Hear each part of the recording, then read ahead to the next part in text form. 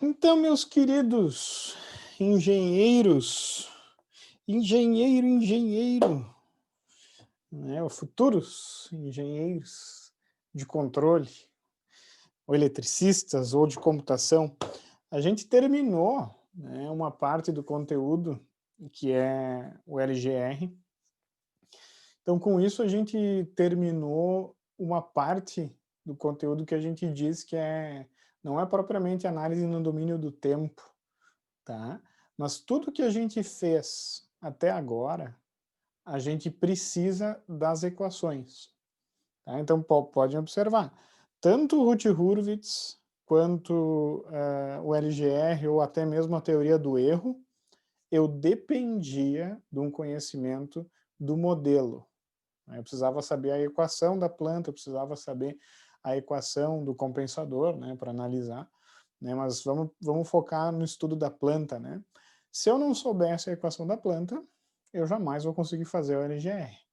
E se eu não consigo fazer o LGR, eu não consigo projetar um sistema de controle, né? Então, qual que é o objetivo dessa segunda parte da disciplina? A gente não vai usar mais, a gente vai mudar o nosso foco para conseguir trabalhar com algo que não seja propriamente a função de transferência, mas sim uma característica bem importante da função de transferência, que é a resposta em frequência dela. Tá? Então, o foco nessa segunda parte da teoria de controle, né, porque de fato a primeira parte foi uma revisão, a segunda foi a teoria de controle, e essa terceira parte da disciplina a gente vai revisitar uns conceitos, só que agora não trabalhando com a equação do sistema, mas com a resposta em frequência dela. E vocês vão ver que isso é muito útil na prática, né? Porque na prática muitas vezes eu tenho a resposta em frequência, mas não tenho a equação que descreve. Ou é muito mais fácil eu verificar a resposta em frequência do meu sistema do que modelar ou encontrar analiticamente esse modelo, tá? Vocês vão ver outras coisas, obviamente, nas próximas disciplinas, que é a identificação, daí consigo um modelo, mas para nossa disciplina controle clássico, a gente vai trabalhar com a resposta em frequência dessa planta para poder projetar um sistema de controle, para poder verificar o erro em regime permanente, né, para ver se o sistema é estável ou não, tudo usando o que a gente chama de diagrama de Bode, né, que é a própria resposta em frequência do meu sistema. Tá? Então, o que a gente vai fazer? A gente primeiro vai estudar a resposta em frequência de sistemas lineares. A gente vai rever, caso alguém já tenha visto, ou a gente vai realmente ver o que é um diagrama de Bode aqui. Então a gente vai ter umas 4 aulas, mais ou menos, 4 eu acho, né? Isso dá 2 semanas de aula, para falar sobre resposta em frequência, entender o que ela é, e os seus usos também, porque a gente não usa só para controle a resposta em frequência. E depois que a gente tiver bem bom, tanto no desenvolvimento, na obtenção dessa resposta em frequência, tanto no visualizar e entender que tipo de sistema que é, né? Eu tenho que ser bom tanto fazendo a resposta em frequência como interpretando ela, né? Então a gente vai ficar trabalhando com a resposta em frequência, imerso nesse mundo, para depois usar ela para o controle, tá? Então, depois que a gente falar sobre diagramas de Bode, a gente vai falar sobre diagramas de Next, que é de fato a aplicação, é realmente mais uma aplicação do controle, né? Porque com ele eu consigo verificar a estabilidade, por exemplo. Um detalhe, a teoria de Next surgiu antes do diagrama de Bode, e o diagrama de Bode veio muito para facilitar o traçado do Next. O diagrama de Bode é uma representação diferente da resposta em frequência, e Next é uma representação da resposta em frequência do meu sistema. Tá? Então é um daqueles casos lá que o Bode vai facilitar a obtenção do Next né, para depois interpretar o Next e tirar conclusões a respeito do sistema de controle. Tá? É uma parte do conteúdo complicadinha de entender a matemática, tá? Muitas vezes é chato, demanda ficar desenhando a resposta em frequência, mas acreditem quando eu falo que vocês têm que saber. Para ser engenheiro, eletricista de controle ou de computação, é fundamental, ou pelo menos facilita muito a vida de vocês saber resposta em frequência.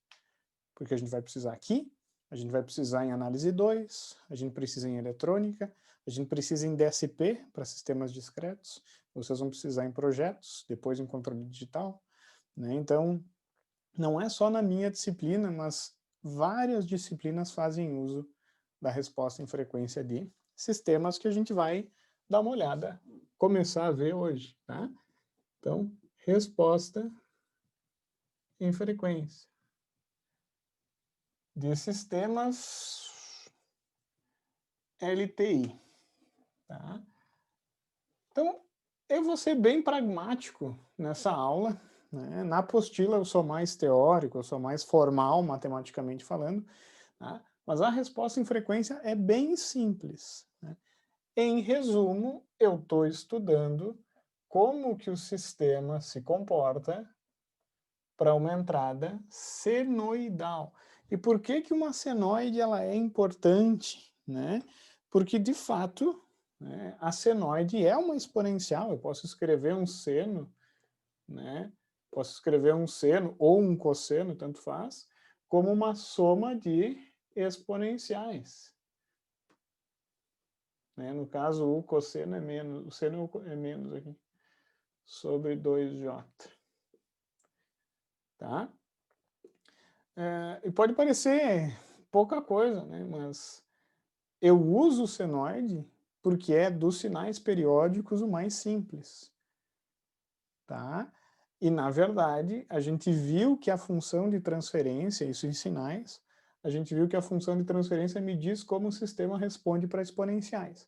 Então, na real, estudando como o sistema responde para uma senoide, eu estou estudando como o sistema responde para exponenciais, e vocês vão ver que a localização das raízes da função influi diretamente, na verdade, é exatamente as raízes quem me dão a resposta em frequência do meu sistema, ou seja, como que ele reage, como que ele responde em regime permanente para um sinal senoidal.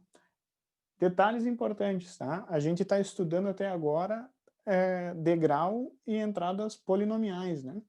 Rampa, o degrau, a parábola. A gente vai entrar agora numa seara mais abrangente, digamos assim. A gente vai estudar senoides. E vocês viram em sinais e sistemas que, usando senoides, eu consigo representar facilmente sinais periódicos. Todo e qualquer sinal periódico eu posso decompor, todo e qualquer não, né? Mas a grande maioria dos sinais periódicos eu consigo representar em termos de senoides. Em Professor, eu tenho uma resumo, pergunta. diga. O que é aquilo ali embaixo do E elevado mais 2J. J? 2, certo. Muito obrigado. Imagina. Né? Então, voltando, pessoal, se eu consigo saber a resposta do sistema para senoides, eu consigo, na verdade, extrapolar isso para a resposta a qualquer sinal periódico. Né? Então, se eu quiser seguir uma referência quadrada, se eu quiser seguir uma onda triangular, né, eu vou conseguir fazer estudando o comportamento para senoides. É aquele caso lá que eu estudo um sinal genérico com o qual eu consigo representar outras coisas. Tá? Então, isso é fundamental. Entender como o sistema reage para uma senoide é fundamental para, por exemplo, verificar se o sistema é um filtro. Né? E vocês vão ver que isso é fundamental para o controle também, se eu quiser projetar o controle. Né? A gente vai aumentar um pouquinho a nossa gama de sinais que a gente trabalha, né, estudando a resposta a uma senoide desse sistema. Então eu tenho um sistema qualquer, vocês sabem que a função de transferência é g de S, e eu vou colocar na entrada desse sistema uma senoide, tá? Pode ser um seno, pode ser um cosseno, tanto faz, não importa. Tá? O que acontece? Essa onda senoidal, deixa eu ver se vocês estão me vendo, então. Essa onda senoidal, ela tem uma amplitude, posso chamar de XM, que nem eu faço em circuitos, né? E essa onda, ela também tem uma frequência. Então, ela vai ter uma frequência ômega. Obviamente que eu vou ter um período também, período T, a frequência é igual a 1 sobre o período, tá? O ômega, que é a frequência em radianos, é 2πf, toda aquela ladainha lá de senoides que vocês já viram em sinais, e quem já fez análise 2 sabe decora. Tá? Então eu vou colocar no meu sistema uma onda senoidal. Esse sistema, se ele for estável, isso é um detalhe importante, ele vai responder mais ou menos assim. Ó. Ele vai ter uma dinâmica transitória. Então vamos imaginar que ele faz assim, ó. E depois ele vai entrar no que a gente chama de regime permanente.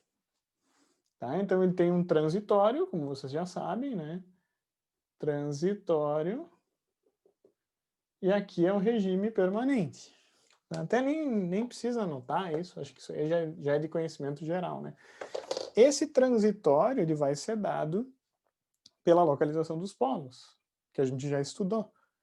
Né? Eu posso calcular lá o tempo de estabilização e tal. Todo o transitório eu vou ver também na resposta a um sinal senoidal. Tá? Mas o mais importante é o seguinte, entrou uma senoide, em regime permanente, vai sair uma senoide também, nesse sisteminha. Tá? Então, o que acontece, pessoal? Essa senoide que vai aparecer aqui em regime permanente é literalmente a resposta em frequência do meu sistema para uma frequência específica, obviamente. Tá? O mais interessante é o seguinte, na maioria dos sistemas, né, na verdade nos sistemas que têm dinâmica, se eu vario a frequência do meu sinal de entrada, as características da resposta em regime permanente vão ser alteradas. Tá? E como é que elas são alteradas, essas características, pessoal?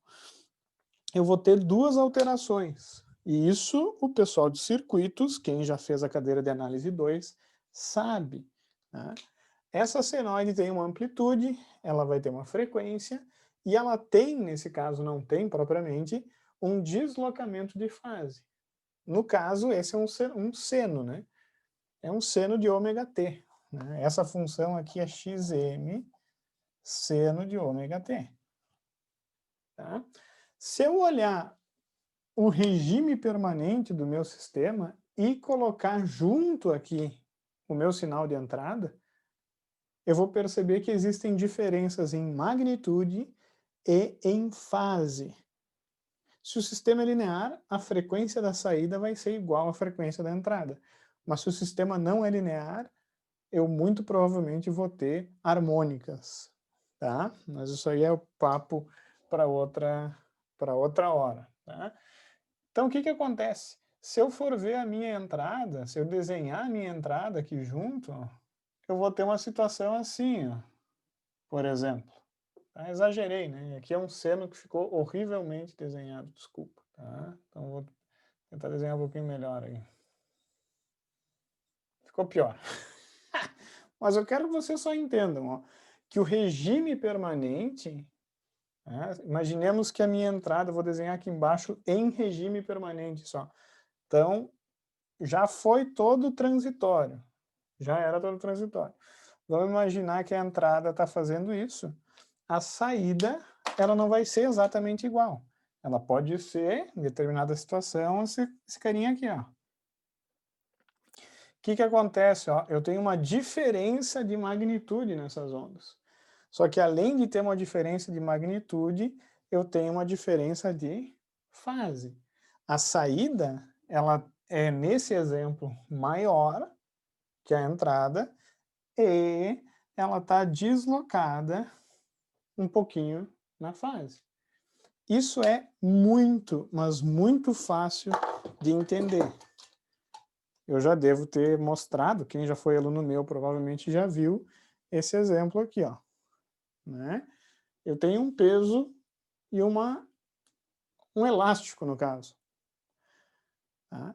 Observe o comportamento em regime permanente do sistema. Vamos imaginar que a entrada é o deslocamento do meu braço e a saída é o deslocamento do transformador aí, que é a minha massa. Vocês podem ver que a entrada é igual à saída, né? Ó. Tá? Mas em determinadas frequências, em regime permanente, vocês percebam que a amplitude da entrada é assim, ó. E a amplitude da saída era muito maior nesse exemplo, ó. Atentem para isso, ó. Olha como aqui está variando assim, ó, enquanto aqui está variando isso. Ó. E mais interessante, percebam a fase. Ó.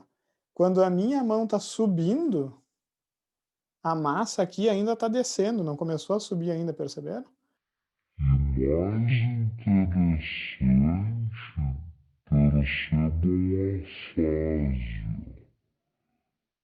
mais interessante, percebam a fase. Quando a minha mão está subindo, a massa aqui ainda está descendo, não começou a subir ainda, perceberam?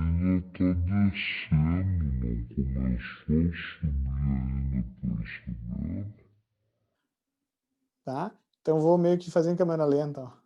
Na verdade eu atraso o vídeo. Tá?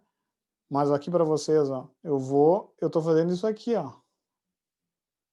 Se eu desenhar esses sinais, eu vou perceber que eu tenho uma situação muito parecida com essa aqui. Em regime permanente, a saída ela está um pouco atrasada em relação à entrada. E além de um atraso, eu posso ter uma diferença em amplitude. Na apostila, eu deduzo isso para vocês. Aqui, eu não vou deduzir, porque o meu objetivo aqui é ser direto, ser pragmático, que nem eu expliquei.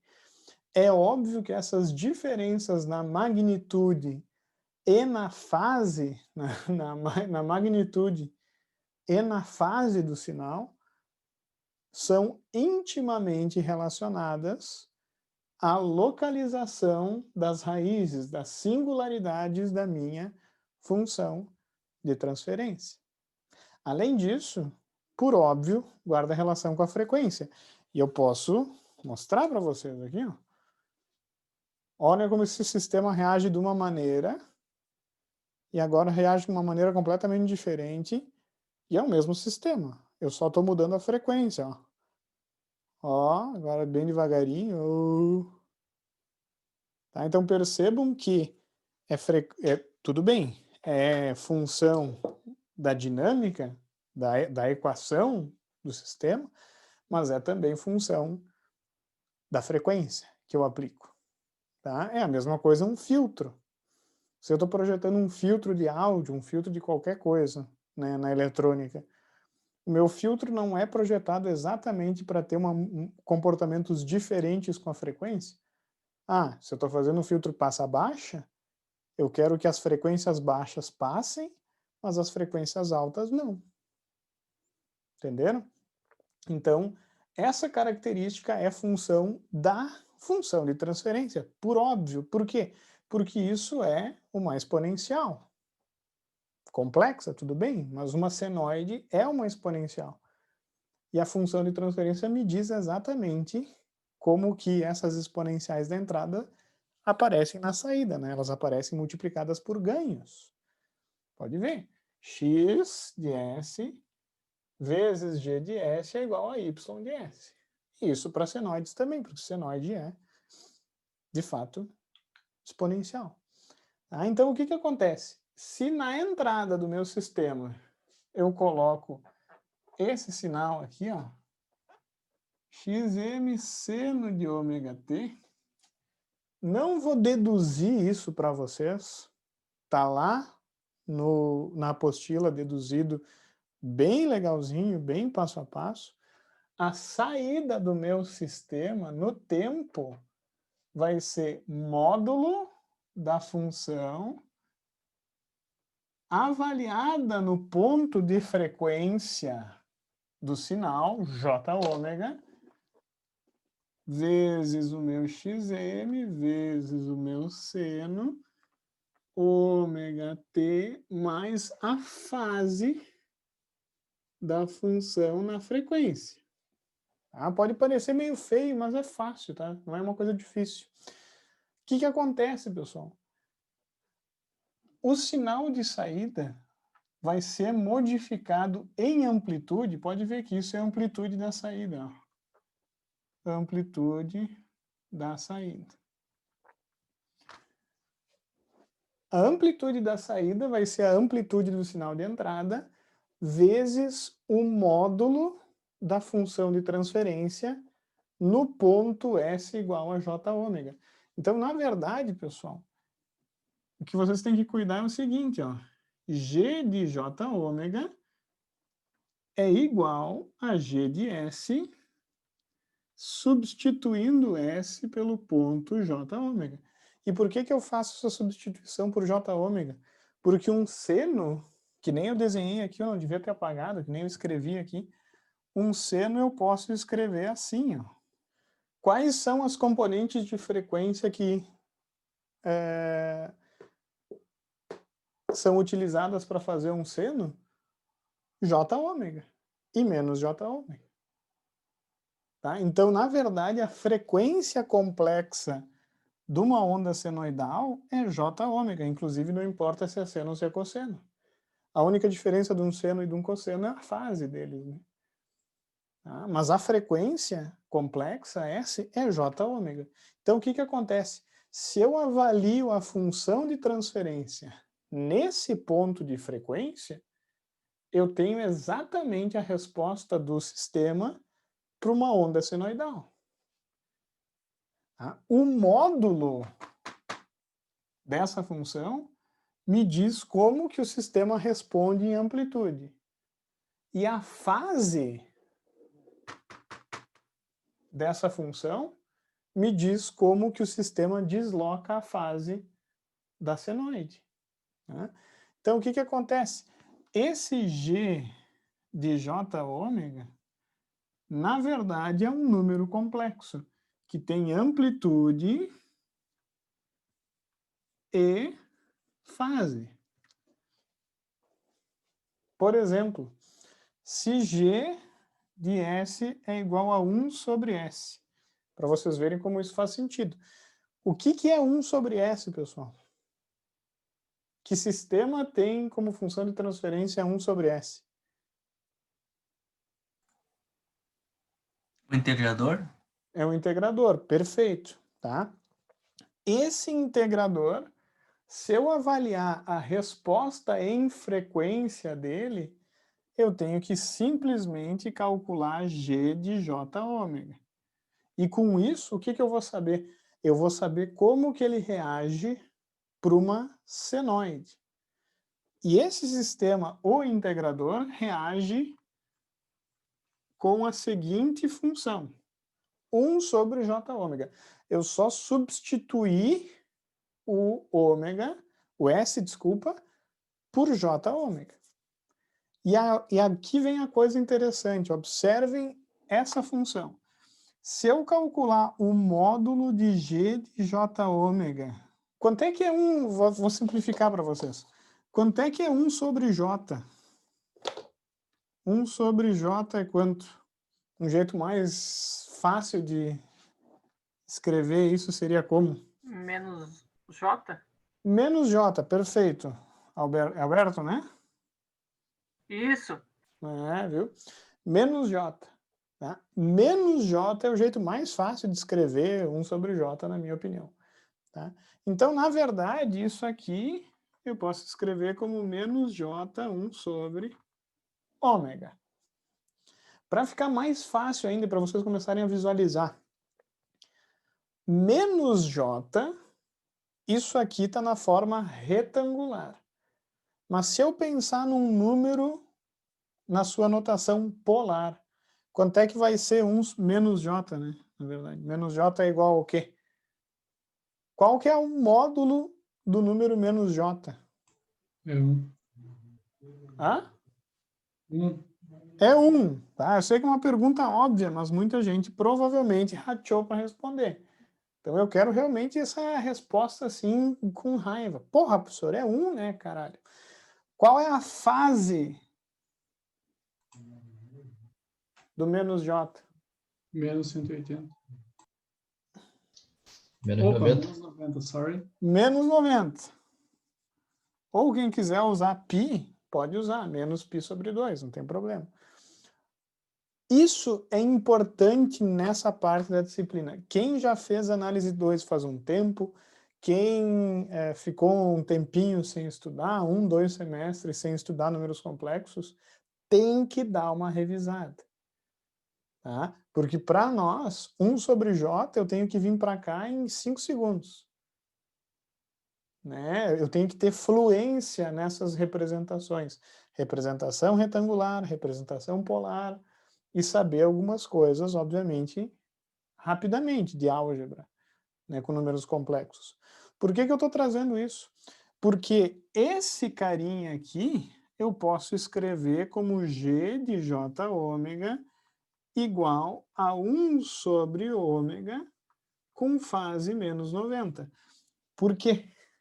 Porque eu estou preocupado em saber qual é a amplitude, o módulo da função de transferência em função de ômega e qual é a fase dessa função de transferência em função de ômega. Por quê? Porque daí eu sei a fase aqui do sinal de saída, em função de ômega, claro, e eu sei a amplitude do sinal de saída em função de ômega. Que pro integrador, né, o módulo da função é 1 sobre ômega. E a fase da função é menos 90. Olha que alegria, pessoal. Por que que eu digo olha que alegria? Se eu enfio uma senoide no integrador, a integral do seno é o quê? A integral do seno é o quê? Menos cosseno. Menos cosseno é menos cosseno. Se eu olhar o menos cosseno em relação ao seno, eu vou perceber que trata-se de um seno atrasado 90 graus. Por quê? Porque o sistema atrasa 90 graus a entrada. Tá? Então, nesse sistema, eu vou ver uma defasagem da onda de saída, né, atrasando 90 graus o sinal, a senoide da entrada. Pode ser uma senoide, pode ser uma cossenoide, não importa. A integral do cosseno vai ser o quê? O seno, que eu vou ver que tem exatamente a mesma defasagem, 90 graus atrasado. Tá? E mais interessante para o integrador, eu já explico por quê. O integrador, pessoal, o módulo da função de transferência que modela o integrador é inversamente proporcional à frequência. Quanto maior a frequência do sinal, menor a amplitude da saída do integrador. Isso tem que fazer sentido para vocês. Por quê? Porque se eu boto uma onda com essa frequência, eu vou ter uma certa área, né? Lembrando que a integral faz a área. Se eu uso uma onda com uma frequência muito maior, a área que eu acumulo não é muito menor? Bom, se a área for menor, significa que a saída do integrador é reduzida. Né? E, na verdade, se eu vou crescendo essa frequência, aumentando, aumentando, aumentando, essa área vai diminuindo, diminuindo, diminuindo. Então, a saída do integrador tende a zero em amplitude quando eu integro uma senoide com uma frequência muito grande. Ao passo que, se eu uso uma frequência baixa para essa senoide, o ômega pequeno, como eu vou ter muita área no semiciclo, a integral vai tender para valores muito elevados. Ou seja, a saída do integrador é inversamente proporcional à frequência da senoide. Para o integrador, isso é fácil de ver, porque é um integrador, é uma operação relativamente simples. Porém, para sistemas mais complexos, tá, eu posso ter respostas em frequência muito mais complexas. Tão complexas que eu não consigo simplesmente olhar assim, olha só, o ômega cresce, acontece tal coisa, o ômega decresce, e assim por diante. Por isso que fica complicado de fazer essa análise usando funções, extraindo qual é a magnitude, qual é a fase. Tá? É para isso que a gente vai ir para traçados de curvas. A gente vai desenhar a resposta em frequência de uma mesma maneira que eu desenhava o LGR. Né? Uma maneira parecida, seguindo uma metodologia. Tá? Por quê? Porque tem respostas em frequências, eu já mostro para vocês, eu vou sentar ali e simular para vocês um circuito para vocês verem. Tá? A resposta em frequência no integrador tem essa curva, é fácil, simples, barbada de entender, né? Tá? Vai só cair, a amplitude da saída só cai com a frequência. Mas tem sistemas que o negócio vai ser bem mais complexo. E a gente vai aprender a desenhar o que a gente chama de curvas de resposta em frequência dos meus sistemas, que são os famosos, o famoso, no caso, diagrama de Bode. Tá? Que é literalmente a resposta em frequência do meu sistema. Quer ver como eu vou mostrar o diagrama de Bode, vocês vão entender? Segurem aí, ó. O que eu vou fazer aqui? Né? Eu estou só pegando aqui o meu softwarezinho. Vou compartilhar aqui minha teles. Cadê vocês? Share screen, share, close. Eu vou fazer aqui para vocês um dos filtros que a gente vai estudar em análise 2 na sequência, tá? Para vocês verem como que os sistemas eles reagem diferente, né? E para mostrar para vocês o que é um diagrama de Bode, tá? Então eu vou fazer rapidamente uma simulação aqui, umas coisas assim, ó, rápida, usando valores atrozes.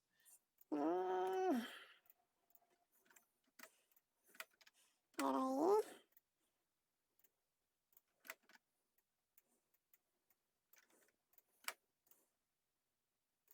Eu esqueci um terra, eu acho. Esqueci um terra. Essa frequência que ele usa aqui, eu não vou ter que contar.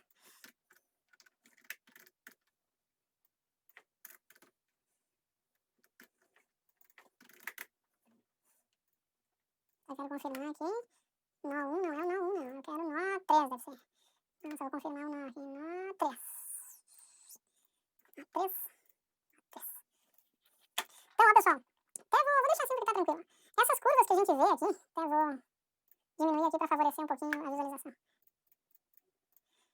Essa curva que a gente está vendo aqui é literalmente a resposta em frequência desse circuito para esse ponto aqui, ou seja, é a tensão no resistor.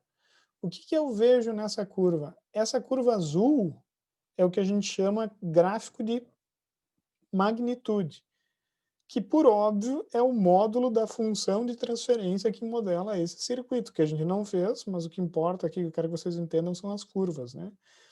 Essa curva aqui de cima é a magnitude da resposta em frequência.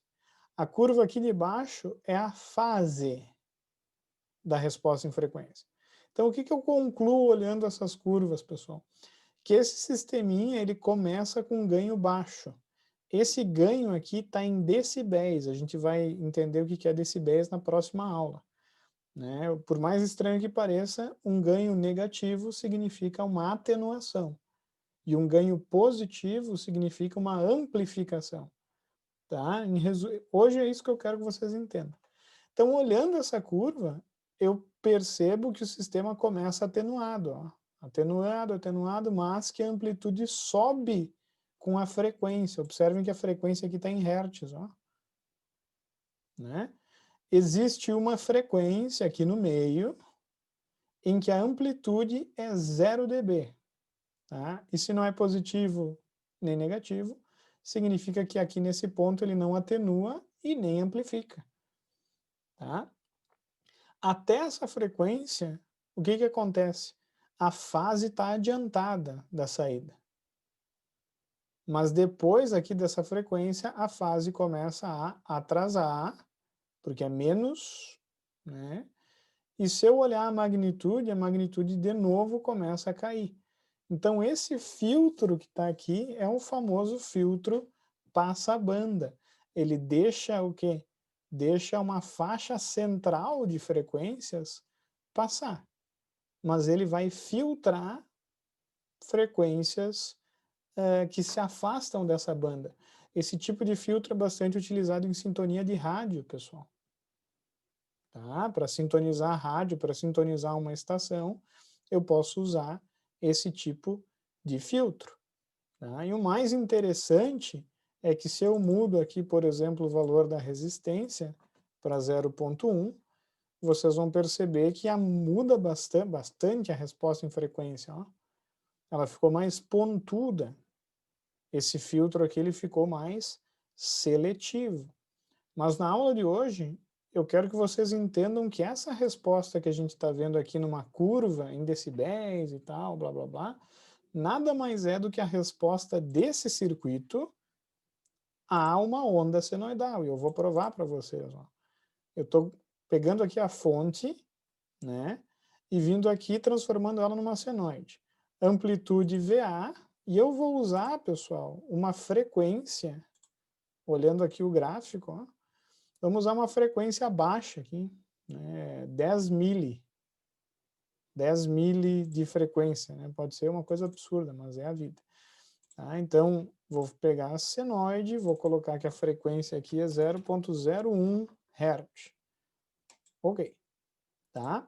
E daí agora eu não vou simular a C, eu vou vir aqui, sair dessa análise e analisar o transitório. Tá? Esse transitório, né? Só um minutinho aqui. Esse transitório vai dar literalmente a resposta da senoide. Vocês vão ver que eu vou conseguir ver até o transitório do circuito. Ó. Run. Ó. Então a entrada é essa onda azul, ó. Uma onda com amplitude de 1 volt. E a saída, deixa eu dar um zoom aqui, né? Se vocês olharem a saída, percebam como eu tenho um transitório, inclusive com uma frequência bem elevada, tá vendo? Ó? Mas que depois o sistema entra em regime permanente. E ele entra em regime permanente como? Ó, olhem o pico da senoide. Esse pico acontece antes do pico azul. Ó. Por quê? Porque a saída está avançada 90 graus da entrada. E a amplitude da saída é bem baixinha, né? O que eu vou fazer agora? Ó? Eu vou aumentar a frequência. Tá? Vocês viram que eu mudei a frequência de 0,01 para 0,1. Vou colocar OK aqui. Tá? Olhem o que aconteceu. Primeira coisa que eu tenho que cuidar é que a simulação ficou feia. Tá? Então, eu vou ter que vir aqui para os limites e colocar que o máximo passo é 0,1, diminuir o passo. Tá? E daí eu vou conseguir uma resposta melhor.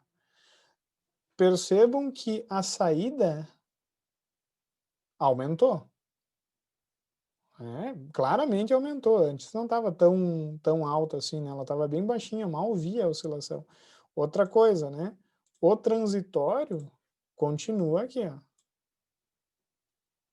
Né? Isso aqui é transitório e quando o sistema estabiliza, ele estabiliza oscilando, ó, com a mesma frequência da entrada, porque ele é linear. Né? Mas a saída ela foi modificada com a frequência. Né? Eu vou fazer o seguinte, eu vou aumentar de novo a frequência para 1 Hz. né? Espera aí que eu vou... limites. Que daí eu não preciso simular tanto tempo, né? Pode ver que diminuiu de novo, né? Diminuiu de novo a amplitude. E aqui, ó, na verdade, eu tô vendo o transitório, tá vendo aqui, ó, para baixo, para cima, é complicado, né? Eu simulei pouco tempo para aparecer o transitório aqui. Então, vou botar mais um tempinho aqui, 100. Tá? Então, tá vendo o transitório aqui, ó, oscilando, oscilando, mas depois ele entra em regime com a frequência da entrada. Que, inclusive, nesse cara aqui, tá muito cedo para falar isso, eu sei, mas eu vou falar, vou aproveitar. A frequência do transitório é menor do que a frequência da entrada. Então, pode ver que o transitório aqui, deixa eu anotar aqui, né? Pode ver que ele faz assim, ó, e estabiliza. Ó. Tá vendo que essa frequência é menor do que a própria frequência de entrada. Uma observação. Tá? Mas eu quero mostrar para vocês o seguinte, entre a frequência de 0.01 e a frequência de 1, existe uma frequência em que a amplitude vai aumentar, mais ainda do que a gente viu, né? E, na verdade, essa frequência acontece mais ou menos, na verdade, ela é, nesse exemplo, exatamente em 1 sobre 2 vezes π. Ok. Olhem aqui que maravilha isso, ó, pessoal. Tem um transitório e o sistema estabiliza exatamente com a mesma amplitude e mesma fase da entrada. Por quê? Porque se eu olho o meu diagrama de Bode, eu percebo que existe uma frequência, que é exatamente essa frequência aqui, ó. Oh, nossa, eu desenhei que nem minha cara isso aqui, peraí. Tem uma reta aqui que facilita. Exatamente essa frequência aqui, que eu vou ver que o ganho do sistema é 0 dB, né, e vocês vão ver que 0 dB é um ganho unitário em escala absoluta, e a fase que o sistema, né, impõe ao sinal de entrada é 0 grau. Significa que se eu coloco uma senoide com exatamente essa frequência, a entrada vai ser igual à saída, porque o ganho é unitário e a fase é 0. Então, na verdade, pessoal, essas componentes de frequência, elas passam pelo sistema inalteradas. Né? E que componentes de frequência é essa? É 1 sobre 2π nesse circuito. Tá? Nesse circuito é 1 sobre 2π. Qualquer outra componente vai ser alterada. Né? E eu mostrei aqui para vocês, vou simular de novo, que isso acontece. Ó. Né? Em regime permanente, o sistema estabilizou. Tá? Então, isso não se aplica só a filtros. Essa teoria, olhando o diagrama de Bode, fazendo essa relação, não se aplica somente a projetos de filtro ou até análise de filtros. Tá? A gente vai ver futuramente qual é a aplicação no controle, né, desse tipo de resposta. Se eu tenho a resposta em frequência do meu sistema, eu posso fazer tudo que eu faço se eu tivesse a equação. Só que, obviamente, que eu preciso de outras ferramentas. Então, a gente vai estudar profundamente a resposta em frequência, entender o que é, por exemplo, a ressonância, que é o que está acontecendo aqui, inclusive, né? Para depois ver aonde que a gente vai aplicar. Então, eu peço para vocês uma paciência nesse primeiro momento, né? Mas não só uma paciência, vocês têm que encarar essa parte do conteúdo como aplicável a outras disciplinas, seja análise 2, seja eletrônica analógica, seja eletrônica 1, 2, laboratório de eletrônica, que seja, o diabo 4. Tá? Porque eu posso fazer esse filtro, isso aqui é um filtro passivo, né? Totalmente passivo, é um filtro, passa a banda, passivo. mas eu posso fazer esse mesmo filtro usando operacionais, por exemplo, que é o que o professor Eberson faz. Né? Então, o professor Eberson vai falar sobre resposta em frequência lá na disciplina dele também, de uma maneira um pouco diferente do que a gente faz em controle, com certeza. Mas também vai falar sobre largura de banda, coisas que a gente vai também abordar aqui. Tá? Então, essa aula é mais uma introdução ao assunto, né, para vocês notarem a importância do que outra coisa. Na aula que vem a gente vai ver o que é a escala logarítmica, o que é a escala, o que é o decibel, que não é uma escala, tá, pessoal? É uma unidade de comparação, tá? E vamos, de fato, começar a abordar as curvas de resposta em frequência. Ver a curva do integrador, ver a curva do derivador, a curva do polo simples, do zero simples, das raízes complexas, que inclusive eu tenho nesse sistema aqui, eu tenho polos complexos e zeros complexos. É um circuitinho simples, mas que dá bastante trabalho de entender como é que daqui eu chego nessa curva de resposta em frequência. Tá? Mas num primeiro momento eu quero que só vocês entendam o que essa curva significa. Tá? Em resumo, era isso, né, pessoal, na aula de hoje. Só falei que eu ia terminar um pouquinho mais cedo, né? Mas é mais uma aula para instigá-los do que outra coisa, né? Para mostrar para vocês que é uma coisa importante, é uma teoria importante mesmo. Né? Nossa, eu estou escuro aqui. Mas era isso. Aquele abraço, pessoal. Bom descanso para vocês. Eu fico à disposição aí.